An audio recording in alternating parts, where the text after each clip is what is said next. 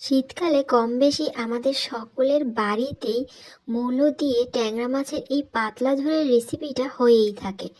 আজকের রেসিপিটা কোনো ইউনিক স্টাইলে নয়, একদমই কমন স্টাইলে আপনাদের সাথে শেয়ার করছি। আশা করি এই রেসিপিটিও আপনাদের ভালো লাগবে। আসসালামু আলাইকুম, ওয়েলকাম টু জেস্ট লাইফ।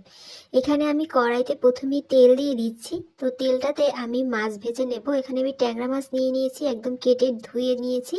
তো এখানে আমি হলুদ আর মরিচের গুঁড়া দিয়ে মাছটাকে একটু মাখিয়ে তারপরে ভেজে নিচ্ছি। এটাকে হালকা একটু ভেজে নিলে এটা স্বাদটা অনেকটাই বেড়ে যায়। আর তাছাড়া তরকারিতে দেবো যেহেতু, মাছটা যাতে ভেঙে না যায় তাই আমি একটুখানি ভেজে নিচ্ছি। মাছগুলো ভাজা হয়ে গিয়েছে, আমি সাইডে রেখে সামান্য একটু আস্ত জিরের ফোড়ন দিয়ে দিচ্ছি। আস্ত জিরেটা দিলে ভালো হয়, অনেকে জিরা বাটাও দেয়, সেটাও দিতে পারেন। এরপরে দিয়ে দিচ্ছি পেঁয়াজ বাটা, আপনারা চাইলে পেঁয়াজ কুচিও দিতে পারেন। এরপর সামান্য একটুখানি কষিয়ে নেব। আর এই পাশে আমি হলুদ, মরিচ আর ধনিয়ার গুঁড়া সাথে একটুখানি লবণ, এটাকে একটু পানিতে গলিয়ে তারপরে এটার মধ্যে দিয়ে দিলাম। বেশ কিছুটা সময় ধরে এখন এটাকে কষাবো। মশলা একটু বেশি ভালোভাবে কষানো হয়ে গেলে তেলটা যখন উপরে উঠে আসবে সেই মুহূর্তে আমি এখানে দিয়ে দেব সামান্য পানি। আমি পানিটা অ্যাড করছি ঝোলের পরিমাণ অনুযায়ী, আপনারা ঝোল যেমন চান সেই পরিমাণ পানি অ্যাড করবেন। এরপর আমি মূলাগুলোকে কেটে রেখেছিলাম, ধুয়েও রেখেছিলাম, সেটাকে দিয়ে দিচ্ছি। আমি মূলাগুলোকে এভাবে চ্যাপ্টা চ্যাপ্টা করে কেটে নিয়েছি, আপনারা চাইলে কিন্তু অন্য স্টাইলেও কাটতে পারেন। তো মূলাগুলো দেওয়া হয়ে গিয়েছে, এখন আমি এটাকে সিদ্ধ করে নেব একটা ঢাকনা দিয়ে ঢেকে।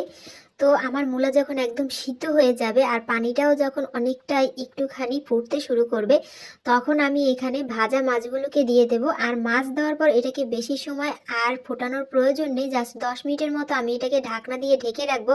আর চুলার আঁচটা কিন্তু আমি একদম লো করে দিয়েছি। এটা একটুখানি ফুটে গেলে আমি উপর থেকে এখন কাঁচামরিচ দিয়ে দিচ্ছি আর দিয়ে দেব সামান্য ধনিয়া পাতা।